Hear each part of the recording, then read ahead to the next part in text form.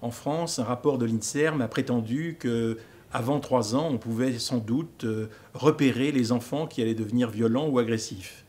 On sait qu'en France, quand ça s'est fait, en 2005, ça a eu des conséquences terribles. 200 000 personnes ont signé un texte pour dire que c'était impossible de figer un enfant de 3 ans aussitôt.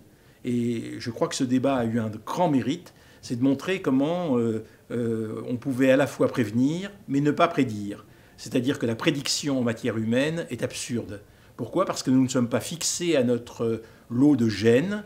Et je crois que la présence de Catherine Vidal, qui a montré comment les neurones évoluent et comment le contexte neurologique se transforme au fur et à mesure du temps, a bien fait comprendre aux uns et aux autres qu'on n'est pas arrimé à notre stock de gènes et que beaucoup dépend des conditions sociales dans lesquelles l'enfant va se développer.